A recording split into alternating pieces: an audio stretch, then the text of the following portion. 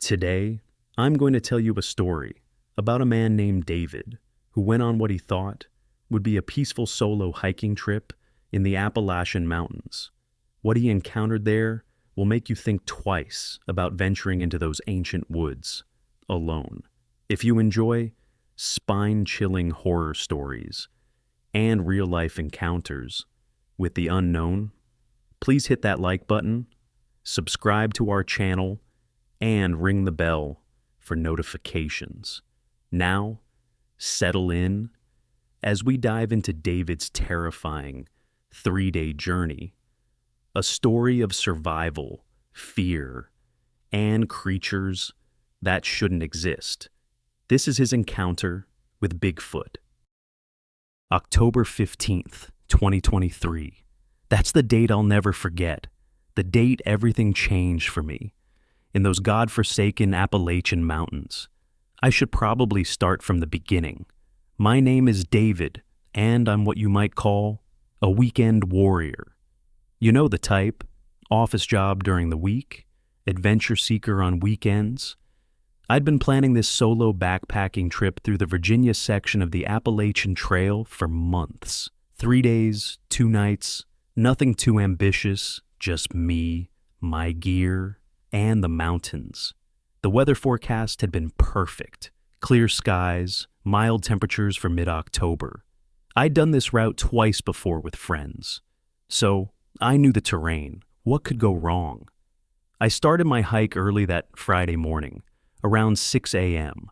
The trailhead at Shenandoah National Park was practically empty.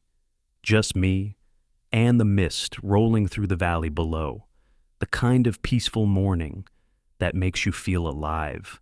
For the first few hours, everything was exactly as I remembered. The familiar crunch of leaves under my boots, the smell of damp earth and pine needles, the steady rhythm of walking. That puts your mind at ease. I made good time that first day.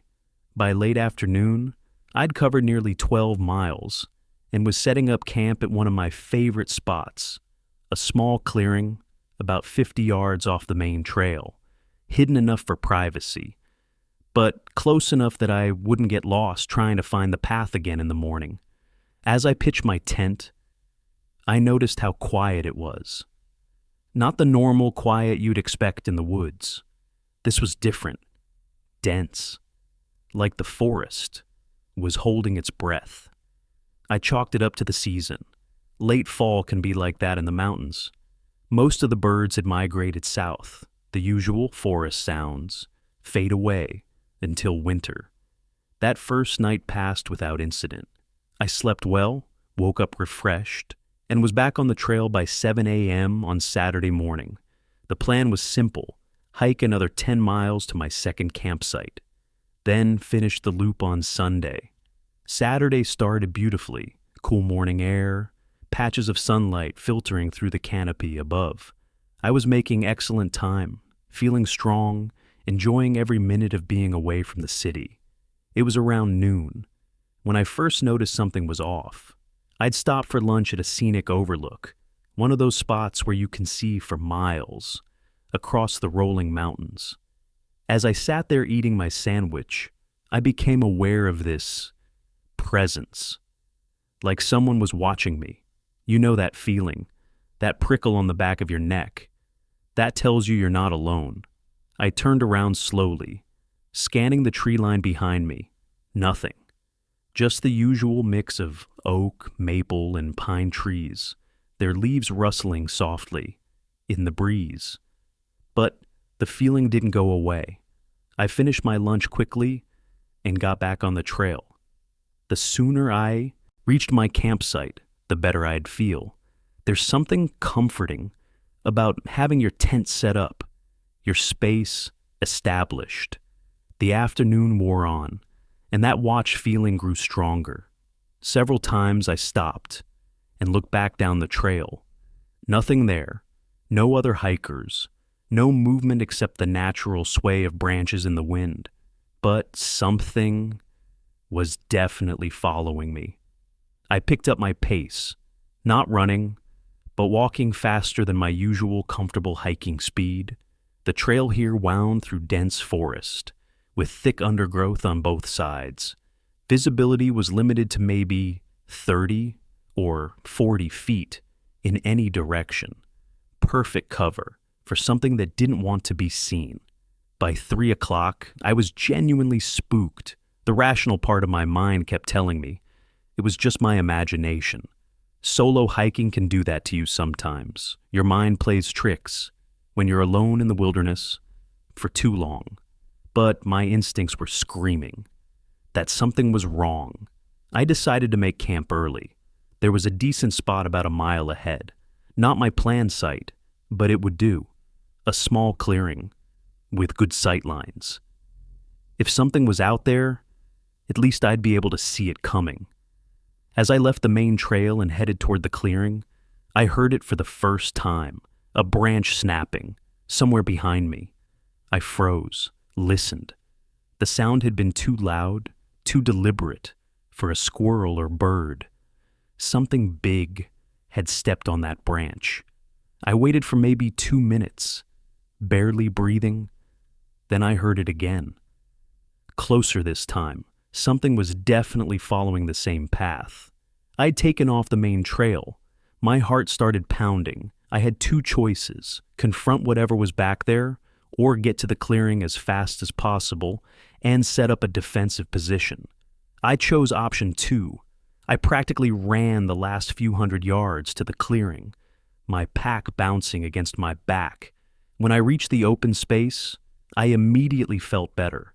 The clearing was maybe 40 feet across, with the tree line far enough away that nothing could approach without me seeing it. I set up my tent in the center of the clearing, as far from the surrounding woods as possible. Then I gathered some stones and built a fire ring. A fire would give me light and hopefully keep whatever was out there at bay. As the sun began to set, I started a small fire and settled in to wait. The flames danced and crackled, creating a circle of warm light in the growing darkness. That's when I first heard the smell. I know that sounds strange, hearing a smell, but that's the only way I can describe it. The scent hit me like a physical blow, musky, animalistic, but wrong somehow, like wet fur and rotting meat mixed together. I'd smelled nothing like it before. It made my stomach turn and my skin crawl. The smell seemed to drift in from all directions, getting stronger as full darkness fell. I fed more wood to the fire, making the flames higher. Light was my friend now. Around 9 o'clock, I heard the first footstep, heavy, deliberate, just at the edge of the firelight, where the clearing met the forest. I grabbed my flashlight and pointed it toward the sound. The beam cut through the darkness, illuminating trees and undergrowth. Nothing there, but I knew something was watching me from just beyond the light.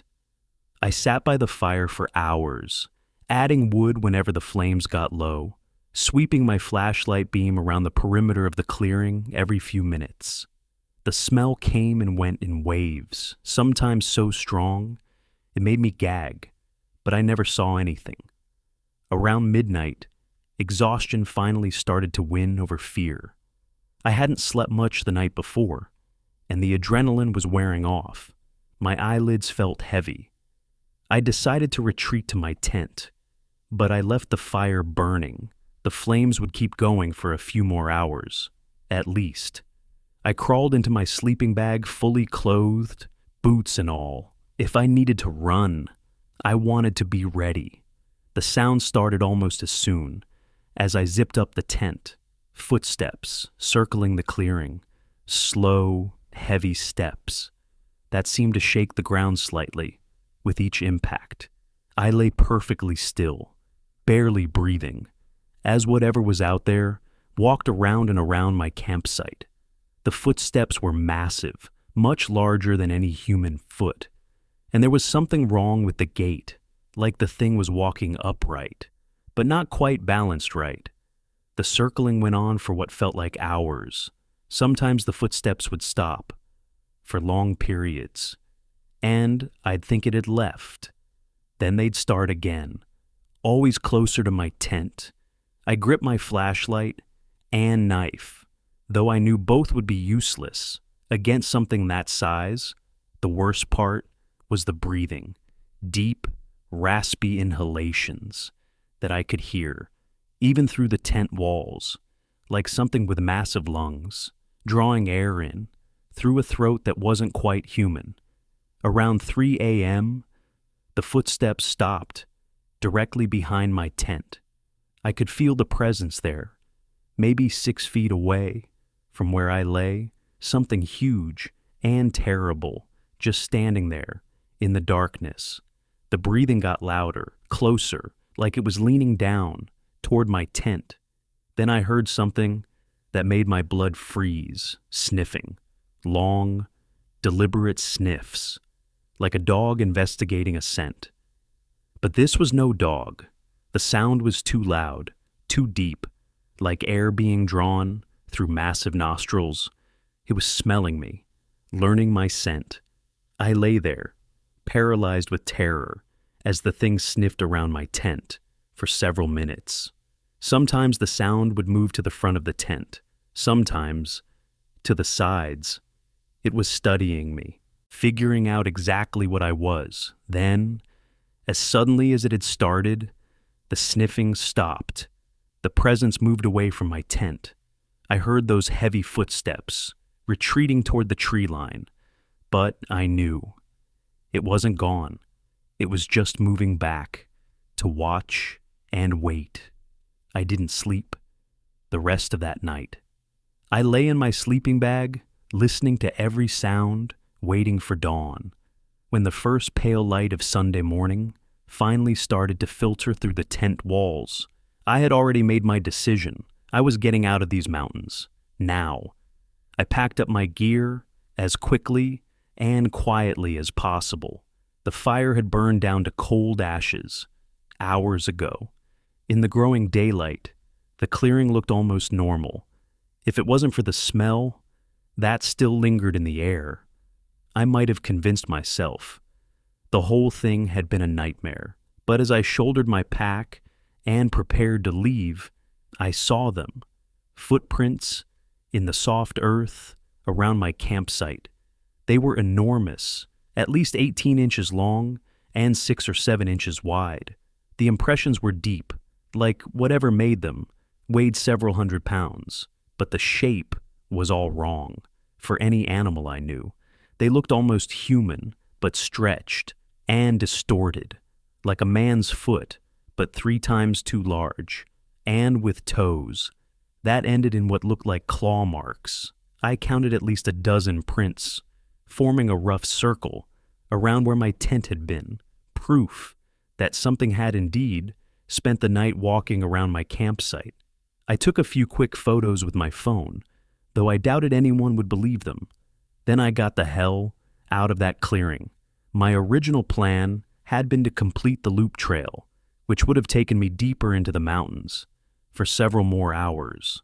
But looking at those tracks, I decided to turn around and head straight back to the trailhead via the route I'd come.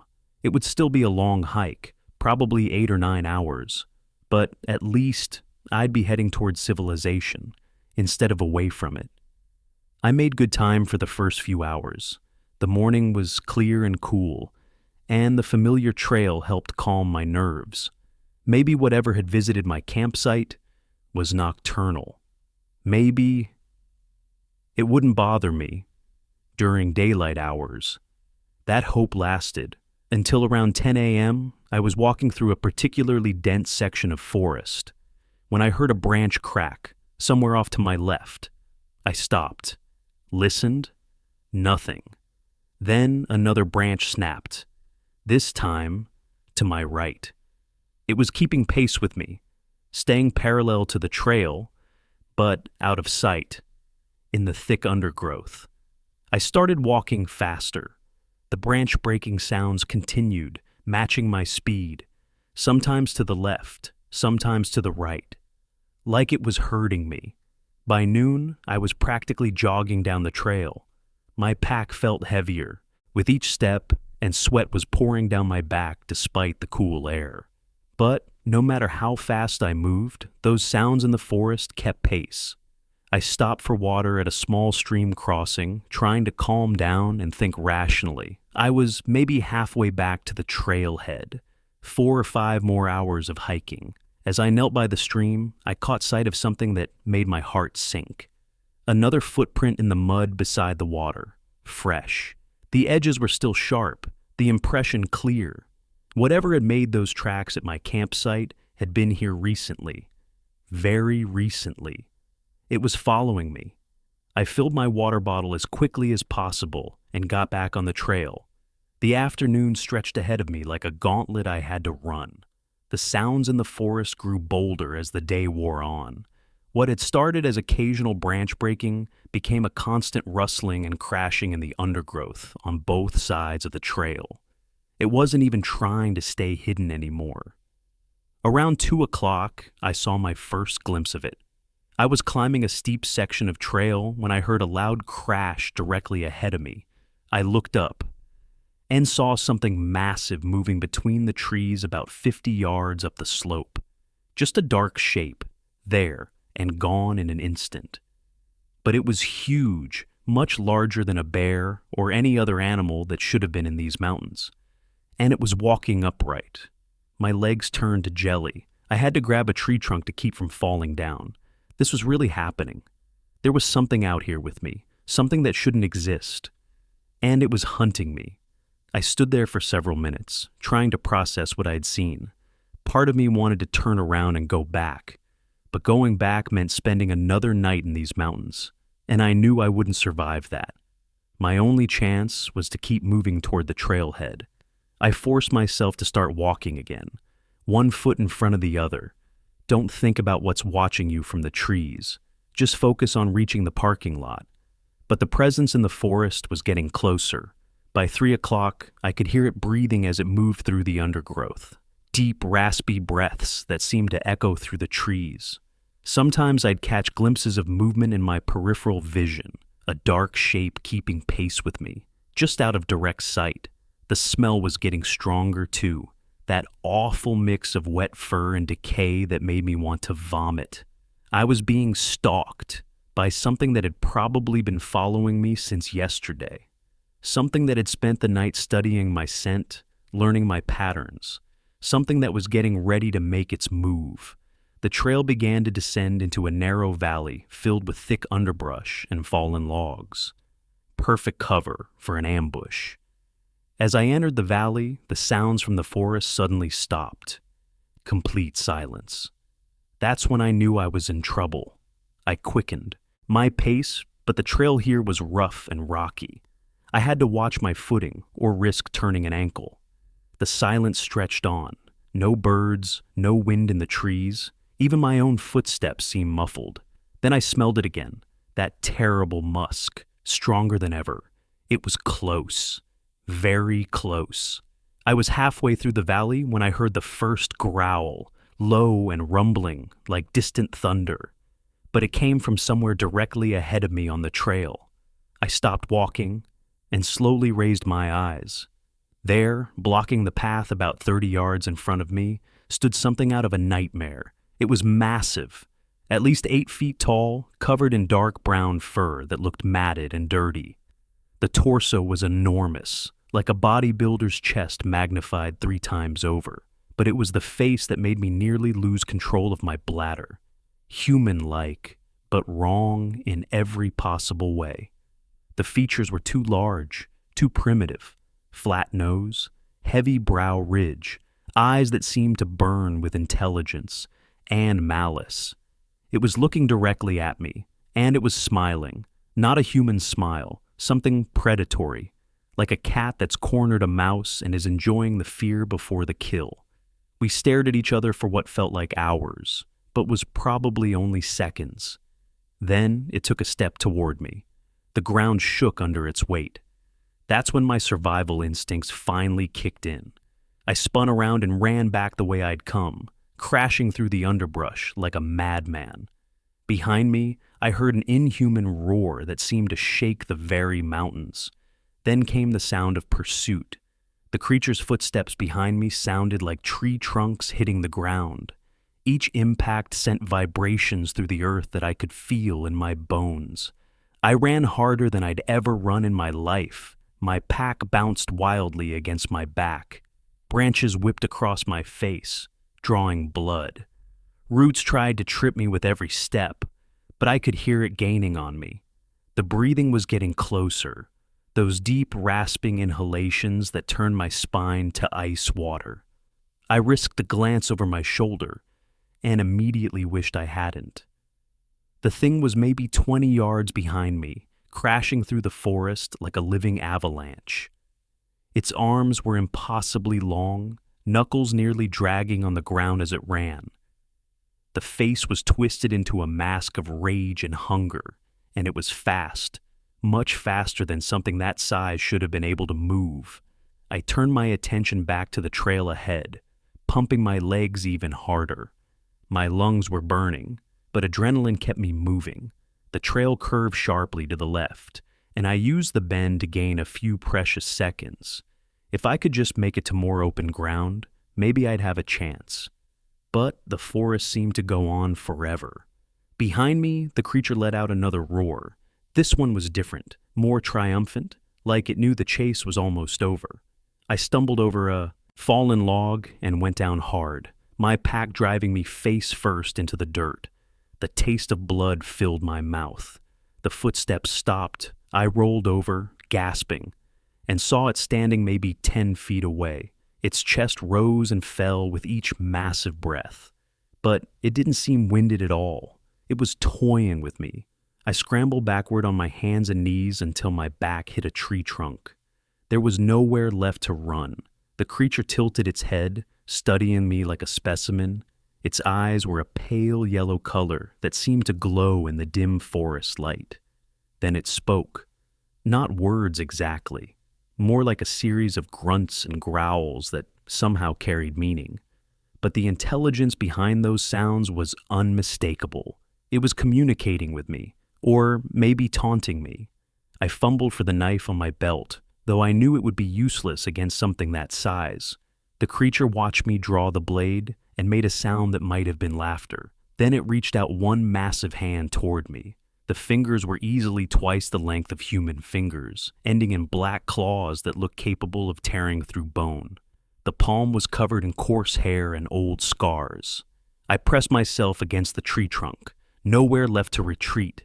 The hand stopped inches from my face. For a long moment, we stayed frozen like that. Me terrified out of my mind. The creature seemingly curious about this small human it had cornered. Then something crashed through the underbrush off to our right. The creature's head snapped around, its hand withdrawing. Another series of grunts and growls, but these sounded different. Surprised, maybe even alarmed, more crashing sounds, getting closer. The creature looked back at me one final time, its yellow eyes burning into mine. Then it turned and melted back into the forest with shocking silence for something so large. I sat there shaking, still pressed against the tree, trying to process what had just happened. Had something else scared it off? Something even worse than an 8-foot-tall monster? The crashing sounds were getting louder, multiple sources now, coming from different directions. I forced myself to stand, legs shaking like jelly. Whatever was approaching, I didn't want to meet it sitting on the ground. The first one emerged from the trees about 30 feet away. Another creature. Similar to the first but smaller, maybe 7 feet tall with lighter colored fur. Its movements were more agitated, less controlled. Then another one appeared to my left. This one was huge, even bigger than the first creature I'd encountered. The alpha of the pack. They were communicating with each other in that strange language of grunts and growls, coordinating, planning. I realized with growing horror that I hadn't just encountered one creature. I'd stumbled into their territory, their hunting ground, and now the whole pack was here. A fourth one emerged from behind me, cutting off my retreat. I was surrounded, The largest one stepped forward, and the others fell silent. It studied me for a long moment, then made a series of low sounds that the others seemed to understand. They began moving in a coordinated pattern, forming a tighter circle around me. This was it. Whatever these things were, they'd decided I was prey, but they weren't rushing in for the kill. They were savoring the hunt. I looked around desperately for any possible escape route. The trees were too large to climb quickly. The underbrush was too thick to run through. Then I remembered something from my pack: bear spray. I'd brought a canister of bear spray as a precaution, never thinking I'd actually need it. If these things had sensitive noses, and that terrible smell suggested they did, maybe the spray would give me a chance. I slowly reached for my pack, trying not to make any sudden movements. The creatures watched but didn't interfere. They seemed curious about what I was doing. My fingers found the canister clipped to the outside of my pack. I palmed it carefully, keeping it hidden behind my back. The largest creature took another step forward. Its breathing was deep and controlled, like a predator preparing to strike. I waited until it was maybe 8 feet away. Then I brought the bear spray up and hit the trigger. A stream of orange liquid shot out, catching the creature directly in the face. The reaction was immediate and violent. The thing let out a shriek that sounded like a freight train's brakes. It staggered backward, pawing at its eyes, shaking its massive head from side to side. The other creatures started making agitated sounds, confused by their leader's distress. I didn't wait to see what would happen next. I ran, crashing through the underbrush, ignoring the branches that tore at my clothes and skin. Behind me, the creatures were making all kinds of noise. Roars, shrieks, what sounded like arguing. But I could hear at least some of them starting to follow. The bear spray had bought me time, but not much. I ran blindly through the forest, no longer following any trail. I was completely lost now, but that didn't matter. All that mattered was putting distance between me and those things. My pack felt like it weighed 1,000 pounds. I should have dropped it. But some part of my brain insisted I might need the supplies. The pursuit sounds were getting closer again. Whatever confusion I'd caused was wearing off.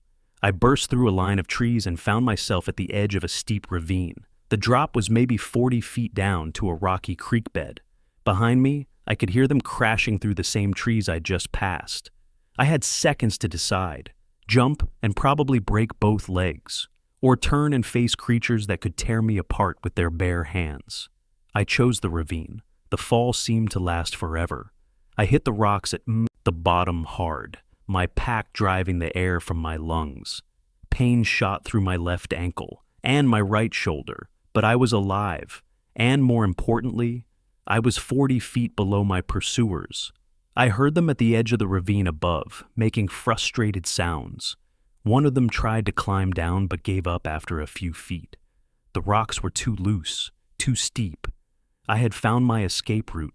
I forced myself to stand, testing my injured ankle. It hurt like hell, but it would support my weight. The creek bed ran roughly east, which I thought was the right direction toward the trailhead. I started following it, limping but moving. Above me, I could hear the creatures pacing back and forth along the rim of the ravine. They were following my progress, but they couldn't get down to me. At least, not here. I knew they'd be looking for a way down, a place where the ravine walls were less steep, a place where they could resume their hunt. I had to find the trailhead before they found a way to reach me. The creek bed was treacherous. Loose rocks shifted under every step, threatening to turn my sprained ankle into something much worse. But I kept moving, using my hands to steady myself against the ravine walls. The afternoon was wearing on. Long shadows stretched across the creek bed, making it harder to see obstacles. I'd been walking for maybe an hour when I heard the sounds above me change. The creatures had stopped pacing. I could hear them moving away from the ravine edge, heading in the same direction I was traveling. They'd found a way down. Or worse. They were setting up an ambush ahead of me. I picked up my pace, ignoring the pain in my ankle. The creek bed was gradually getting shallower, the walls lower. That was good for me. It meant I was getting closer to level ground, but it was also good for them. As the sun began to set, I reached a point where the ravine walls were only about 10 feet high. I could climb out here, if I needed to, but as I studied the rocky slope, I heard something that made my blood freeze. Footsteps above me. They'd found a way down. I pressed myself against the ravine wall, trying to blend in with the shadows. Maybe they'd pass by without seeing me. A shower of pebbles fell from above, followed by the sound of something large, moving carefully down the slope. One of them was coming down. I looked around desperately for a hiding place. There, between two large boulders, a narrow gap. I squeezed into it just as the first creature reached the creek bed. Through a crack in the rocks, I watched it stand up to its full height and look around. This was one of the smaller ones, but still terrifying up close. It began methodically searching the creek bed, checking behind every rock large enough to hide a person. It was only a matter of time before it found me. The creature worked its way slowly toward my hiding spot. I could, hear its breathing, deep and controlled. It knew I was here somewhere. When it was maybe 20 feet away, I heard more sounds from above. The others were coming down too. I had to move, now. I squeezed out of my hiding spot on the far side, away from the approaching creature. But as soon as I moved, it saw me. A roar echoed through the ravine. I ran along the creek bed, no longer caring about stealth. Speed was all that mattered now. Behind me, I could hear all of them giving chase. Their roars and calls filled the air, creating a symphony of nightmare sounds. The ravine began to open up ahead. I could see where it met level ground, where the creek flowed out into a wider valley. If I could reach open ground, maybe I'd have more options. The sounds of pursuit were getting closer. These things could move much faster than me, even on the treacherous creek bed. I risked a glance back. The lead creature was maybe 30 feet behind me. Its eyes glowed in the gathering darkness, fixed on me with predatory focus. The others were spread out behind it, all closing in. I reached the mouth of the ravine and burst out into the valley beyond. In the fading light, I could see a familiar shape ahead of me, a trail marker. I was back on the Appalachian Trail, and if I was reading the marker correctly, the trailhead was less than 2 miles away. I ran harder than I thought possible, my injured ankle screaming with every step. The trail here was well maintained, easier to navigate than the creek bed, but the creatures had reached level ground too. I could hear them behind me, no longer constrained by the narrow ravine. Their pursuit sounds were spreading out, flanking me on both sides. They were herding me again. The trail curved through a section of younger forest, where the trees were smaller and more widely spaced. I could see farther in all directions here, which was both good and bad. Good, because I could spot threats approaching. Bad, because they could see me just as clearly. A roar off to my right made me swerve left. One of them was trying to cut me off. I saw movement in the trees ahead and dodged right, nearly stumbling over a fallen log. They were all around me now, using the forest like a maze to confuse and disorient me. But I kept my eyes on the trail markers, following the white blazes that marked the route back to civilization. 1 mile to go. Then I saw lights ahead. Artificial lights, electric lights, the parking lot. I found a reserve of energy I didn't know I had and sprinted toward those blessed lights. Behind me, the pursuit sounds were falling back. The creatures had stopped chasing me. I reached the edge of the parking lot and turned around. The forest behind me was silent and dark. Whatever those things were, they weren't following me into the open. My car sat exactly where I had left it 3 days ago, looking like the most beautiful thing I'd ever seen. I fumbled for my keys with shaking hands, expecting at any moment to hear those terrible roars behind me, but the forest remained silent. I got in my car, locked all the doors, and sat there for several minutes, trying to process what had happened to me. Then I started the engine and drove away from those mountains, as fast as the speed limit would allow.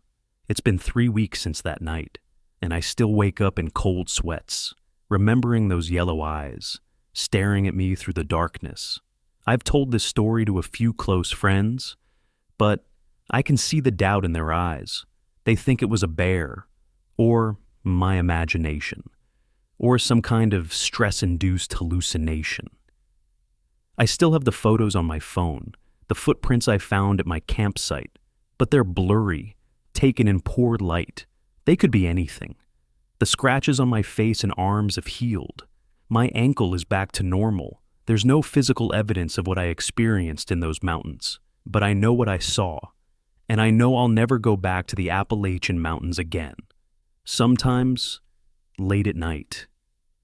I wonder if they're still out there, still hunting, still waiting for the next lone hiker to wander into their territory. I hope whoever reads this takes it as a warning. There are things in those mountains that don't belong in any nature documentary, things that have learned to avoid human contact, but haven't forgotten how to hunt us. Stay on the main trails, don't camp alone, and if you ever smell that terrible musky odor in the forest, or hear those deep breathing sounds in the darkness, run. Don't look back, just run, because some things are better left in the shadows, where they belong, and some hunts never really end. They just pause until the next prey wanders into range. I still check my rearview mirror when I'm driving through rural areas, half expecting to see a massive shape following me down the highway. And sometimes, in my nightmares, I do. Now, let me tell you about my friend Marcus, who vanished without a trace in those same Appalachian Mountains. The last text message I ever received from him, just a simple photo of his hiking boots with the words, "Day 2 going great.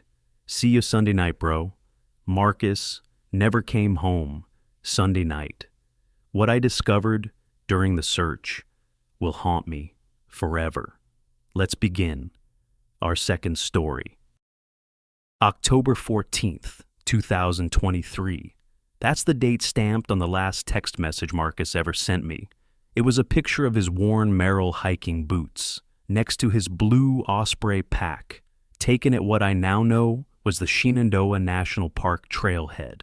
The caption read, "Day 2, going great. Phone dying, but signal sucks anyway. See ya Sunday night, bro." That was at 2:17 p.m. on a Saturday afternoon. Marcus never came home. Sunday night.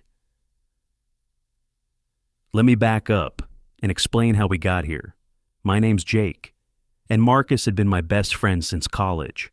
We were both 32, both stuck in mind-numbing office jobs in Richmond, Virginia. Marcus worked in IT support at a medical billing company. I sold insurance.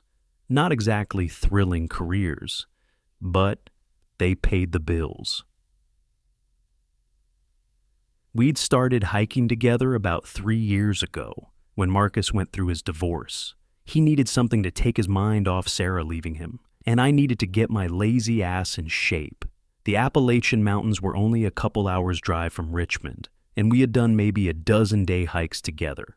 But Marcus had been talking about doing a solo trip for months. He wanted to prove something to himself, I think. That he could handle being alone again, that he didn't need anyone. I should have gone with him. The plan was simple. A 3-day, 2-night backpacking trip through a section of the Appalachian Trail in Shenandoah. Marcus had mapped out a route that would take him about 25 miles through some of the more remote areas of the park.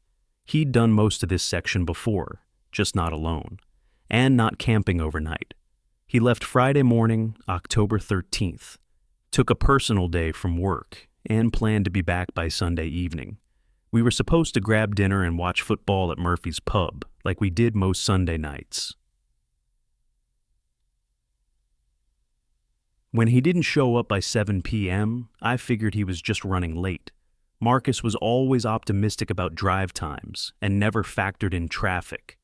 I texted him around 8. "Where are you at, man? Game's already started.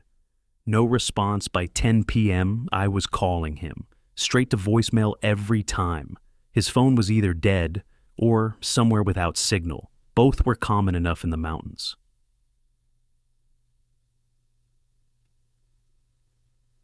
Monday morning, I called his office.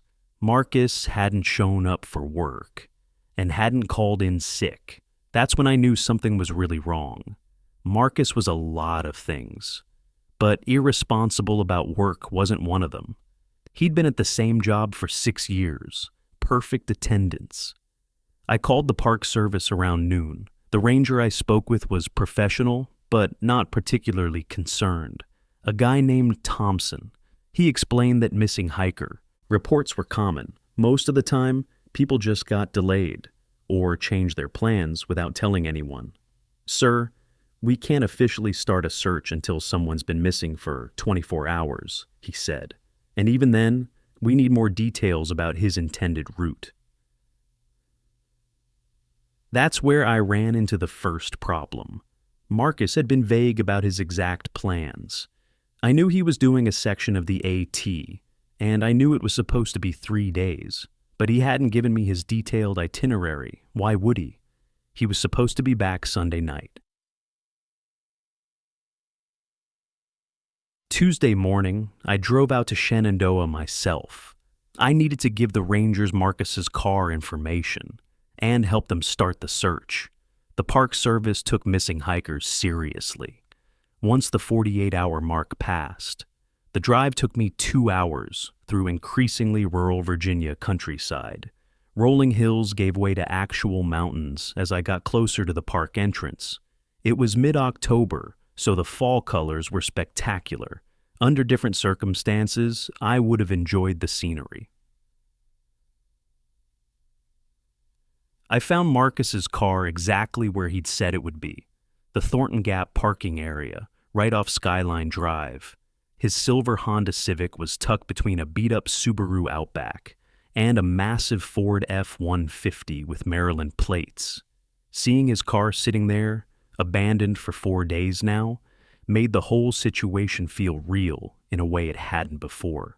Marcus was really missing, somewhere out in those endless mountains. Ranger Thompson met me at the visitor center. He was older than I'd expected, maybe 55, with gray hair and the kind of weathered face you get from spending decades outdoors. He'd brought a detailed topographic map of the area. "Your friend's car is at Thornton Gap," he said, spreading the map across a picnic table. "That gives us several possible routes he might have taken. Can you think of anything specific he mentioned? Any landmarks he wanted to see? Campsites he'd used before?" I stared at the map, trying to remember our conversations about his trip. The topographic lines meant nothing to me, just squiggly circles indicating elevation changes. "He mentioned wanting to see some waterfall," I said slowly, "and he'd talked about camping at Rocky something, Rocky Top, Rocky Ridge." Thompson nodded. "Could be Rocky Branch. There's a backcountry camping area there, about 8 miles from Thornton Gap. Popular spot for overnight hikers." He traced a route with his finger. If he headed south from the parking area, he'd hit the AT here. Rocky Branch is down this way. Maybe a 6-hour hike, depending on his pace and how many breaks he took. "What about the waterfall?" I asked. "Several possibilities. White Oak Falls is the most accessible from that area. Popular day hike. But if he was doing a multi-day trip..." Thompson paused, studying the map. "Could be Dark Hollow Falls. That's more in line with a route toward Rocky Branch." The ranger asked me dozens of questions about Marcus's experience level, his gear, his physical condition. I answered as best I could, but I realized how little I actually knew about my best friend's hiking preparations. "He had good gear," I told Thompson. "Spent a fortune at REI last month. New sleeping bag, some kind of fancy tent. He was excited about trying it all out." "What about his fitness level?" "Pretty good. We'd been hiking regularly for 3 years. Nothing as long as this trip. but he could handle the miles. Thompson made notes on a clipboard. Medical conditions? Medications? Any history of getting disoriented or lost? No, nothing like that. Marcus is pretty detail-oriented. He researches everything to death before he does it. The search officially began Tuesday afternoon. Thompson called in additional rangers and organized a search plan based on the most likely routes Marcus might have taken. They started with the Rocky Branch theory, sending teams along the main trail routes between Thornton Gap and the camping area. Other teams checked the side trails leading to waterfalls and scenic overlooks. I wasn't allowed to participate in the official search, but Thompson didn't object when I said I planned to hike some of the day trails on my own. Just stay on marked trails, he warned. Last thing we need is 2 missing hikers.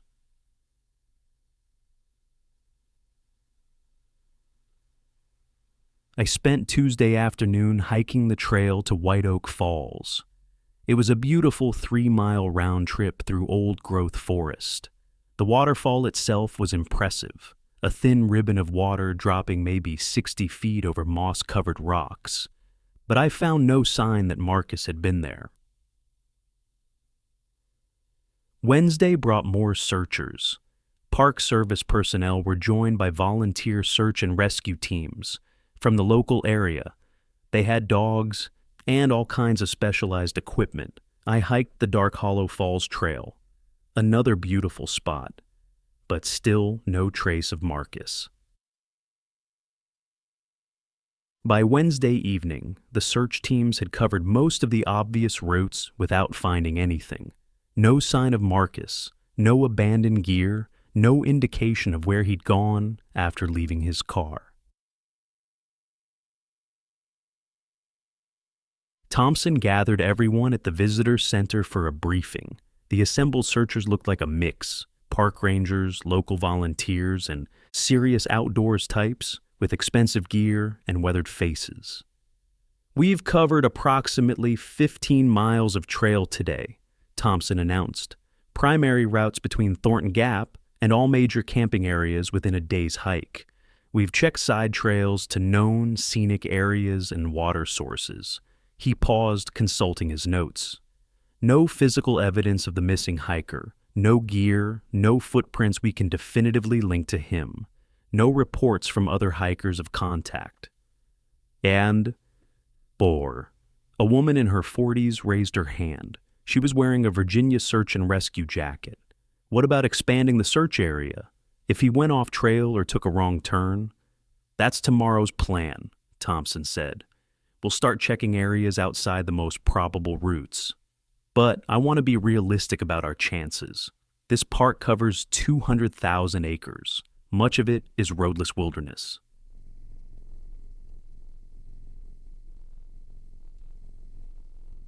After the briefing, I approached Thompson privately. "What aren't you telling me?" I asked. He looked at me for a long moment.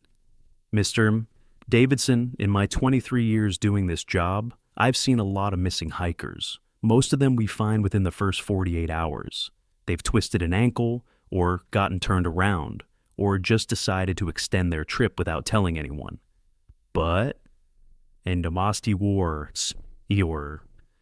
the ones we don't find in the first 2 days, those cases are different. Your friend had good gear, good weather, and he knew these trails. For him to just vanish." Thompson shook his head. "Something happened out there. Something that prevented him from self-rescuing or signaling for help." "Like what?" "Medical emergency, fall with serious injury, getting lost in bad weather, or..." He trailed off. "Or what?" "Or he encountered something he couldn't handle." I spent Wednesday night in a cheap motel in Luray, about 30 minutes from the park. I couldn't sleep. Every time I closed my eyes, I pictured Marcus alone in the dark mountains, injured, lost, or worse. Around 2 a.m., I gave up on sleep and started going through Marcus's social media posts from the past few weeks, looking for any clue about his specific plans. Most of it was typical Marcus stuff: complaints about work, photos of craft beer, the occasional hiking pic from our weekend trips. But I found something interesting from 2 weeks ago. A post in a hiking forum called Virginia Trailheads. Marcus had asked for advice about backcountry camping in Shenandoah. Planning first solo trip, he'd written, looking for recommendations on less crowded areas. Want to get away from the day hiker crowds and really experience the wilderness. Stop. And several people had responded with suggestions. Most recommended the usual spots: Rocky Branch, Lewis Mountain, areas I recognized from our previous hikes. But one response was different. Nabitor Stasils.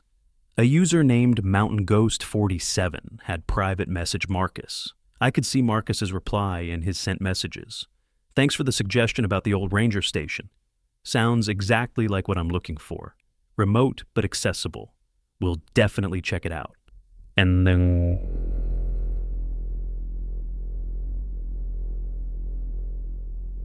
old ranger station? I'd never heard Marcus mention anything about an old ranger station. I screenshot the conversation and made a note to ask Thompson about it in the morning.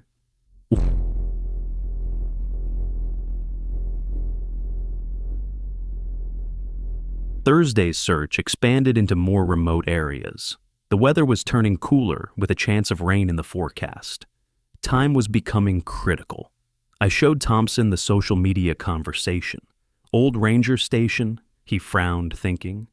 There are several abandoned structures scattered throughout the park: fire towers, old cabin sites, defunct ranger stations from the 1930s.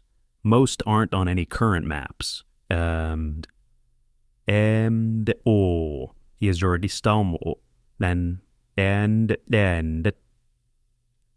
Could Marcus have been trying to find one of these places? It's possible.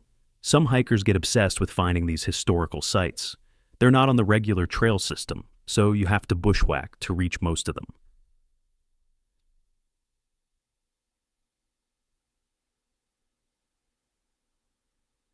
Thompson pulled out a different map, this one marked with various symbols in different colors. Here's what I can remember, he said, pointing to several locations.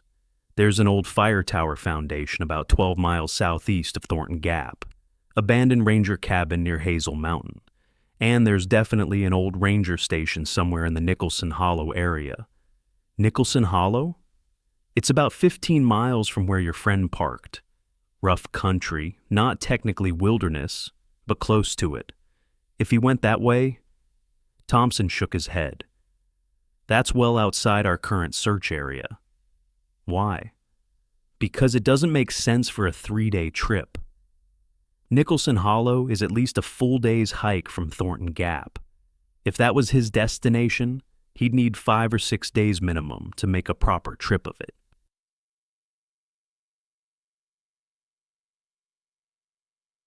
But I was remembering something Marcus had said a few weeks ago. Something about wanting to push himself, test his limits. What if he changed his plans? I asked. What if he decided to extend the trip once he got out there? Thompson considered this. It's possible. But his car has been sitting in that parking lot for 6 days now. Park regulations require overnight parking permits for anything longer than 2 nights. We would have noticed his car and started looking for him earlier. Maybe he didn't know about the permit requirement. Maybe. Defiant, there were autobahns man boardend. There are resikningstermsias. Thompson radioed the search teams and redirected some of them toward the Nicholson Hollow area. It would take most of the day just to reach the general vicinity. A's was a more. I spent Thursday hiking every day trail I could find, hoping to stumble across some sign of Marcus. My legs were getting sore, and my hiking boots were giving me blisters. But I couldn't sit still.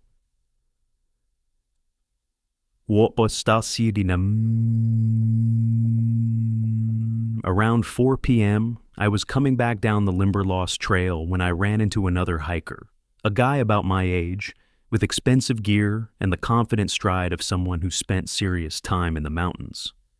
"You're the friend of that missing hiker, right?" he asked. "I saw you talking to the rangers earlier."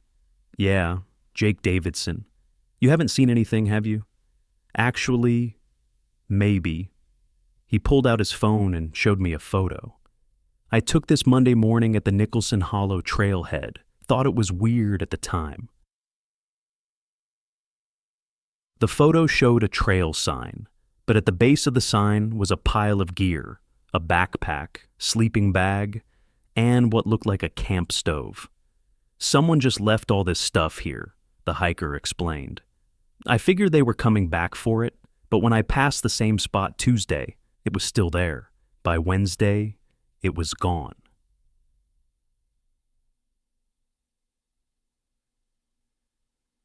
My heart started pounding. "Did you see who the gear belonged to?" "No, sorry. I just thought it was strange. Good gear, too." Looked new, I called Thompson immediately. 20 minutes later, I was standing at the Nicholson Hollow trailhead with Thompson and 2 other rangers.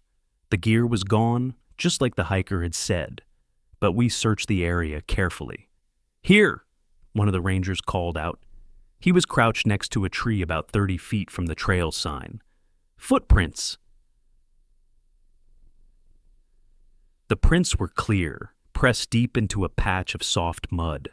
Hiking boot treads, size 10, maybe 11, about Marcus's size. "These are fresh," Thompson said, crouching to examine them. 2, maybe 3 days old.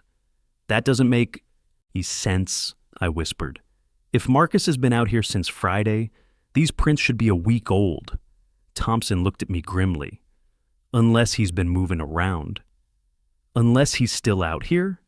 We followed the footprints as far as we could, but they vanished when the ground turned rocky. The trail into Nicholson Hollow was rough, poorly maintained, overgrown in places with fallen trees blocking the path. "This doesn't look like it gets much use," I muttered. "It doesn't?" Thompson confirmed. "Most people stick to the better-maintained trails. This area is remote."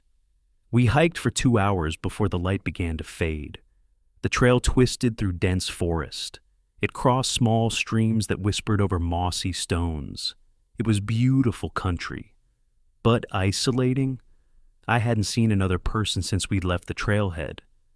"We'll bring a full team back tomorrow," Thompson promised as we turned back. "If your friend came this way, we'll find him." That night, I couldn't shake the feeling that we were close. Too close. The abandoned gear, the fresh footprints. It had to be Marcus. But something was wrong. If he was alive, if he was still moving, why hadn't he responded to the search teams calling his name? Why abandon his gear at the trailhead? I fell asleep around midnight, but at 3 a.m., I woke with a terrible thought. What if the footprints weren't Marcus's? What if someone else had been out there? Someone who found his gear and moved it. I lay in the dark motel room, listening to rain tap against the window, and I tried not to imagine what that meant. Friday morning came with steady rain and falling temperatures. Search conditions were worsening, but Thompson had assembled the largest team yet, nearly 30 people, even specialized tracking dogs. "We'll start at the Nicholson Hollow trailhead," Thompson briefed them, "and work our way back along the most likely routes. Weather isn't helping us, but those footprints are our best lead yet." I was assigned to a team with 2 rangers and a dog handler. We were tasked with checking the old ranger station, if we could even find it. The hike in was miserable. Cold rain soaked through my jacket within an hour.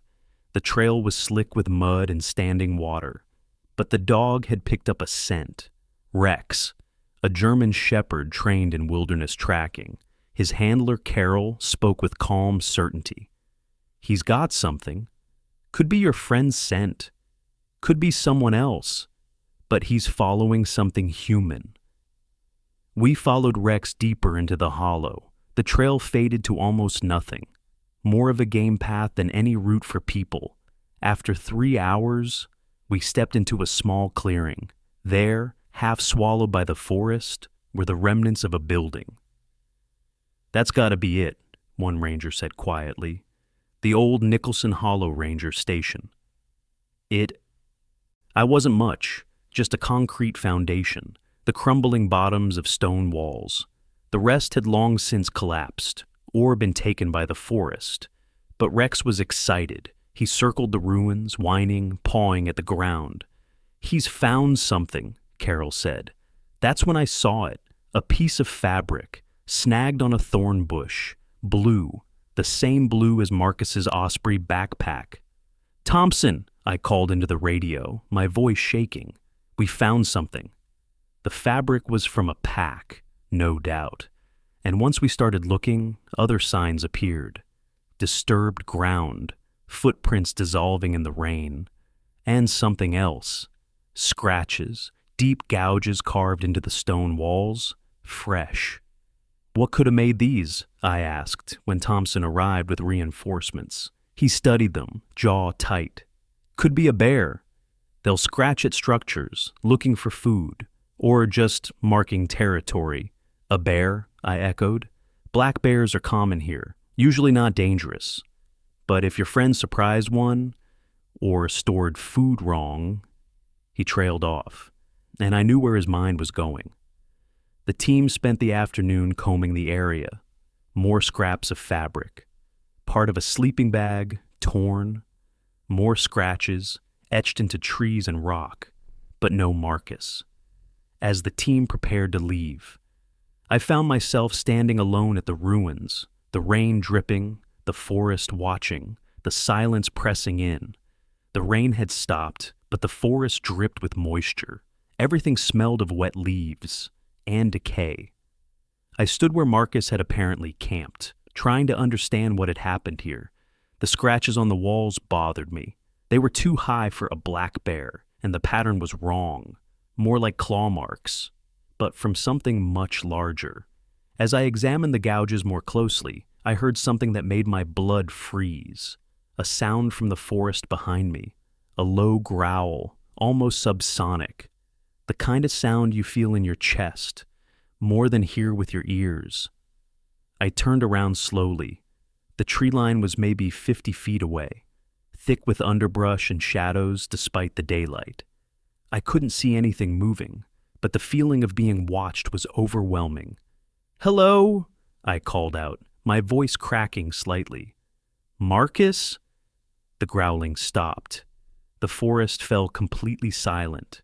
No birds, no insect sounds, no wind in the trees, just absolute, unnatural quiet.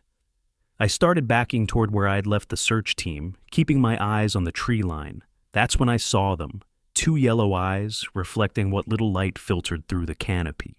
They were positioned about 8 feet off the ground, which meant whatever they belonged to was either very tall or perched in a tree. The eyes watched me for maybe 10 seconds. Then they were gone, vanishing so quickly I wondered if I'd imagined them. But the smell that drifted from the forest was real enough, musky, wild, and wrong, like wet fur mixed with something rotten. I ran back to the search team, my heart pounding so hard I could barely speak. "We need to go," I gasped to Thompson. "There's something out there." "What kind of something?" I looked back toward the ruins, where those yellow eyes had been watching me. "I don't know, but I think it knows what happened to Marcus." Saturday, October 21st. 1 week since Marcus had been scheduled to return home. I couldn't sleep Friday night after what I had seen at the old ranger station. Every time I closed my eyes, I saw those yellow eyes staring at me from the forest. The image was burned into my memory with perfect clarity. Thompson had listened to my account with professional skepticism. He'd noted the details in his report, but I could tell he thought the stress and exhaustion were getting to me. People imagine things during search operations all the time. Could have been a deer, he'd suggested. Sometimes their eyes reflect light in unusual ways. But I knew what I'd seen, and more importantly, I knew what I'd felt. Something had been watching me, something that understood I didn't belong in its territory. The search resumed Saturday morning with a different focus. Thompson had called in additional resources, including a team from Virginia. Search and rescue with specialized equipment for body recovery. Nobody said it out loud, but everyone was thinking the same thing.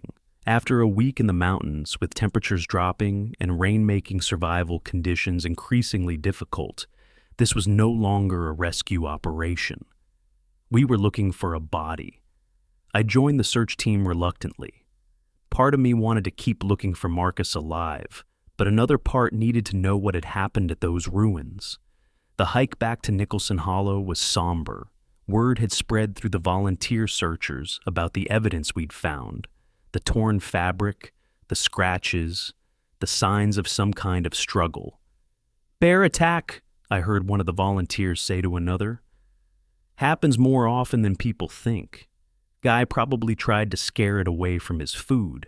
But I'd seen bear scratches before on our previous hikes. These marks were different, deeper, more deliberate, like something had been trying to claw its way into the old foundation." When we reached the ruins, Thompson organized search teams to work in expanding circles around the site. The theory was that if a bear had attacked Marcus here, it might have dragged him some distance before. Well, before doing what bears do with their kills. I was assigned to work with Rex and Carol again. The search dog had been excited by the scents at the ruins, and Thompson hoped he might be able to track whatever had happened to Marcus. "Dogs can follow scent trails several days old," Carol explained as she fitted Rex with his working harness. "If your friend was moved from this location, Rex should be able to tell us which direction." Rex immediately picked up the trail, leading us away from the ruins and deeper into the hollow. But his behavior was strange. Instead of the confident tracking I'd seen before, he kept stopping and whining. His hackles were raised, and he kept looking back at Carol with what I swear was anxiety. "What's wrong with him?" I asked. Carol frowned. "I've never seen him act like this. It's like he's scared of something." We followed Rex's hesitant progress for about half a mile before he stopped completely. We'd reached a small creek that ran through the bottom of the hollow. Rex approached the water's edge, then backed away, whimpering. "The trail ends here," Carol said. "Either your friend crossed the creek or—" She didn't need to finish. If Marcus had been killed by a bear, the creek would be a logical place for the animal to drag the body. Bears often cache their kills near water sources. Thompson's voice crackled over the radio. "Team 3, what's your status?" "We've followed the trail to Grouse Creek," Carol replied. "Dog indicates the scent trail ends at the water." "Roger. We're sending the dive team down to your location." Dive team. For a creek that was maybe 4 feet deep at its deepest point. The reality of what we were looking for hit me like a physical blow. I found myself sitting on a fallen log, trying not to throw up. Rex came over and nuzzled against my leg. Even the dog seemed to understand that we weren't going to find Marcus alive. The dive team arrived an hour later, 2 men in dry suits with underwater cameras and recovery equipment. They worked methodically, starting at the point where Rex had lost the scent and moving downstream. I watched from the bank, alternating between hope and dread with each section they cleared. They found something around 2 p.m. "Got some fabric here," one of the divers called out. He was about 50 yards downstream from where we'd started, in a deeper pool formed by a natural rock dam. The fabric was blue nylon, torn and waterlogged, definitely from Marcus's pack. "There's more stuff down here," the diver continued. "Looks like camping gear." Over the next hour, they recovered most of Marcus's equipment from the creek bed: his sleeping bag, tent, camp stove, water bottles. All of it torn and scattered like it had been thrown into the water with considerable force, but no body. "Current's pretty strong through this section," one of the divers explained to Thompson. "If there was a body, It could have been carried downstream quite a distance. Thompson nodded. We'll expand the search further down the creek, but with a week of current flow, he shrugged. Could be miles from here by now. I stared at the pile of Marcus's gear laid out on the creek bank. Everything looked wrong. The tears in the fabric weren't clean cuts like you'd get from sharp rocks or branches. They were ragged, like something with claws had shredded the material. These tears, I said to Thompson, are they consistent with bear damage? He examined the torn sleeping bag more closely. Could be. Bears have powerful claws, but... He paused, frowning. But what? The pattern's unusual. Most bear attacks on humans are defensive. The animal is surprised, or protecting cubs, lashes out a few times, then leaves. This looks more systematic, like something was deliberately destroying the gear. As afternoon turned to evening, the search teams began the long hike back to the trailhead. We'd found evidence of what had happened to Marcus, but not Marcus himself. I lagged behind the main group, still trying to process what we discovered. Marcus was dead. That much seemed certain, killed by some kind of animal attack at the old ranger station. His body probably washed downstream by the current, but something about the whole scenario bothered me. The deliberately destroyed gear, the scratches on the foundation walls, Rex's frightened behavior, and those eyes I'd seen, watching me from the forest. I was maybe a quarter mile from the trailhead when I heard it again, that low, subsonic growling. I froze on the trail, listening. The sound seemed to come from all around me, echoing off the trees and rocks. "Hello?" I called out, my voice shaking. "Is someone there?" The growling stopped, replaced by that unnatural silence I'd experienced before. I started walking faster toward the trailhead, glancing nervously at the forest on both sides of the trail. The sun was setting, and shadows were getting longer. That's when I smelled it. The same musky, rotten odor I'd detected at the ruins. But stronger now, much stronger. Something was following me. I broke into a jog, no longer caring about maintaining dignity or appearing calm. Every instinct I had was screaming, danger. The trail curved to the right, and I could see the trailhead parking area ahead, maybe 200 yards.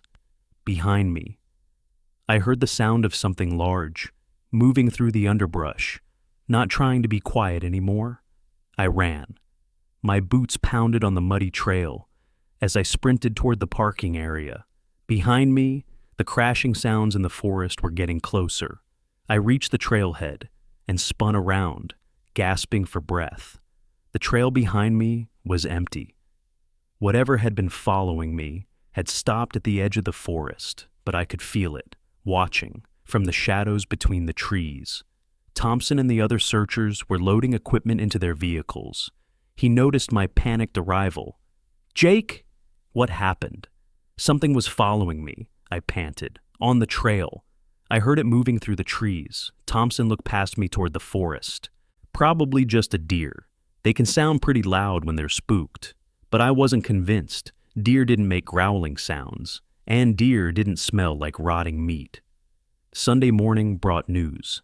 That ended the official search. Thompson called me at the motel around 8 a.m. "Jake, I'm sorry to tell you this, but we're suspending active search operations. We've covered all the probable areas. And with the evidence we found yesterday..." "You're giving up?"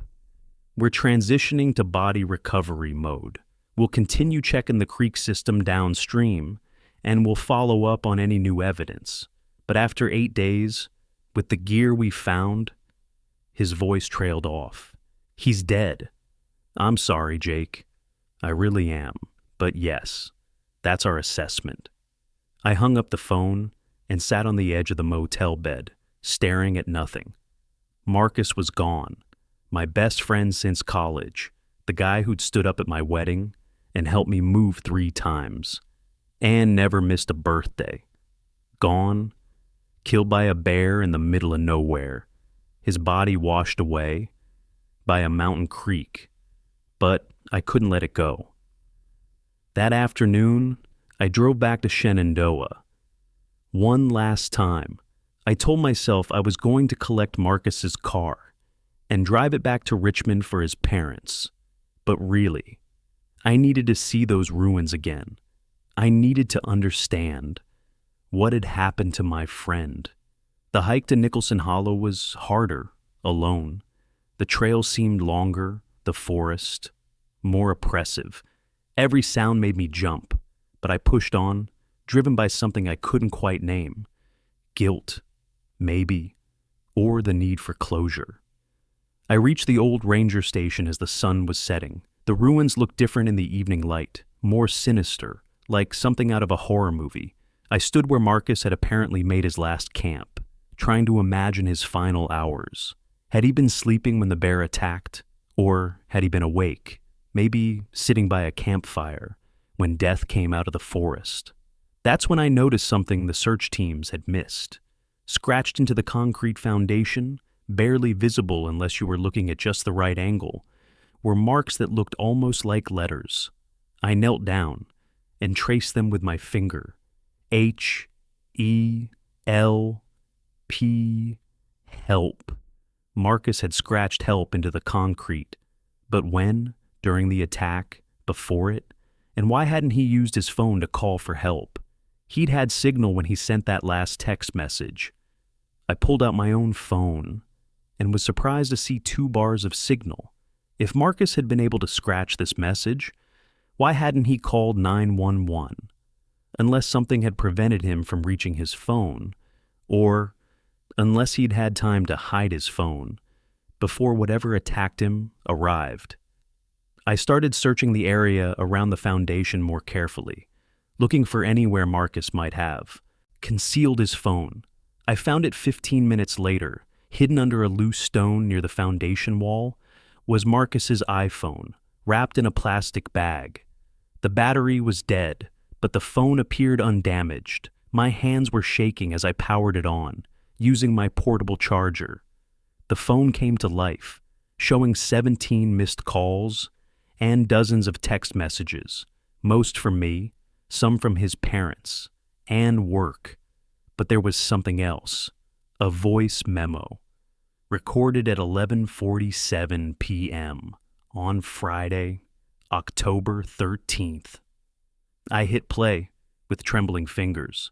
Marcus's voice came through the phone speaker, distorted by static and background noise. Jake, if you're hearing this, something's happened to me. I'm at the old ranger station in Nicholson Hollow. There's something out here, man. Something that's been watching me since I set up camp. A pause, the sound of branches snapping in the background. It's not a bear, Jake. I thought it was at first, but bears don't. God, the smell. It's like nothing I've ever. More static. Then Marcus's voice again, more urgent now. It's circling the camp. I can hear it moving through the trees. Big, really big. And it's smart, Jake. It knows I'm here, and it's playing with me. A loud crash in the background.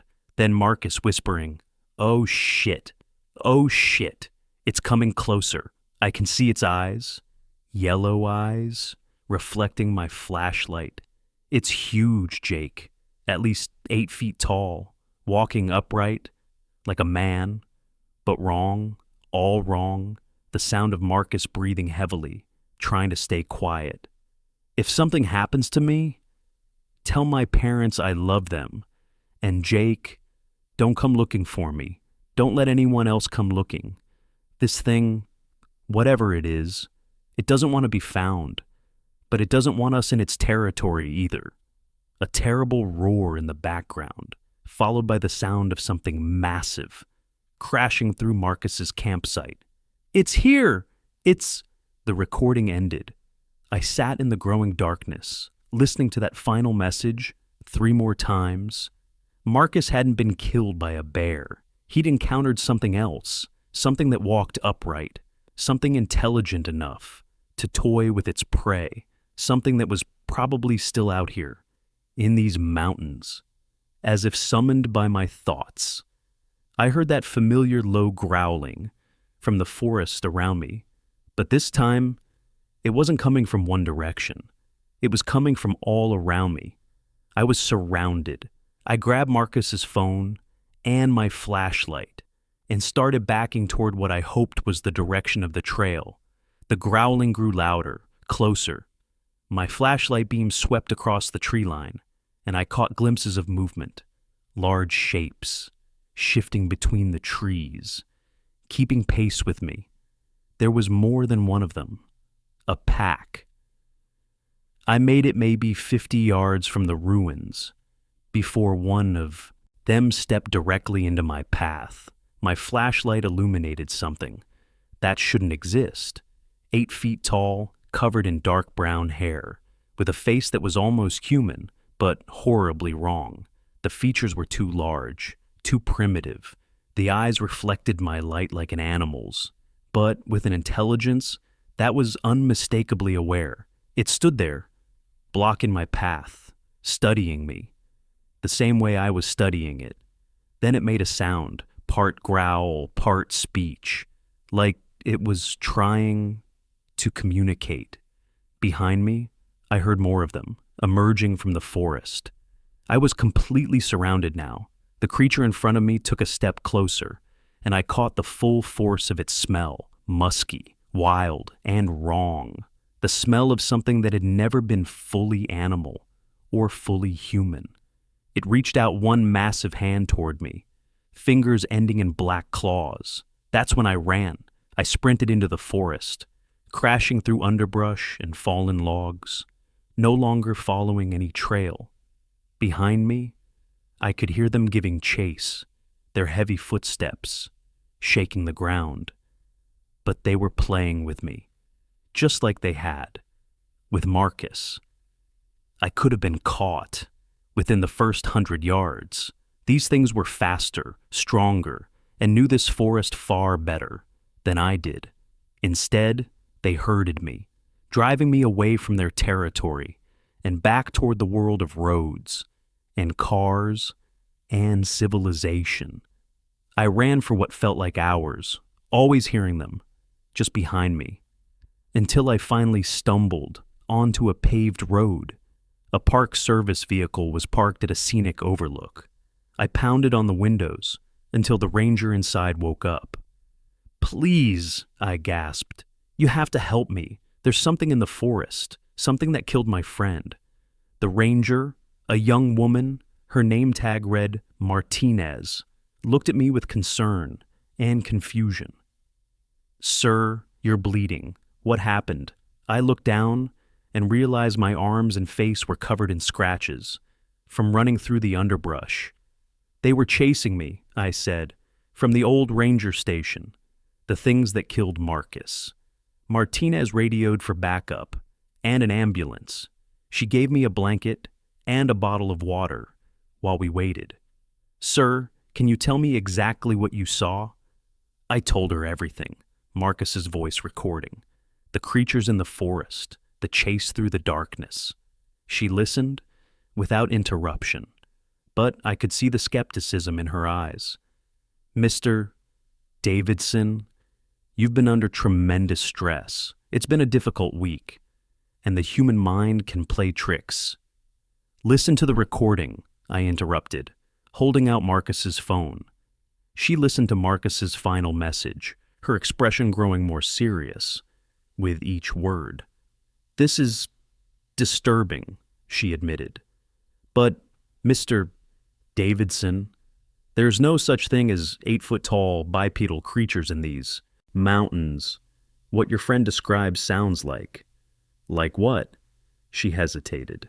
"Like folklore, stories people tell around campfires, but not reality."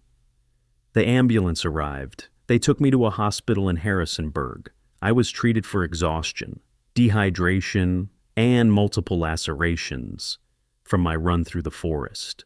The next morning, Martinez came to see me. "Mr. Davidson, we've reviewed your friend's phone recording with our supervisors. While it's certainly disturbing, there's no physical evidence to support the presence of unknown creatures in the park. What about the scratches on the foundation, the way his gear was destroyed? Consistent with a bear attack, she said. Black bears are capable of significant damage when threatened or protecting a food source. And the recording? Martinez looked uncomfortable. Your friend was alone in the wilderness at night, under stress. It's possible he misidentified what he encountered. Fear and darkness can make a bear seem much larger and more threatening than it actually is.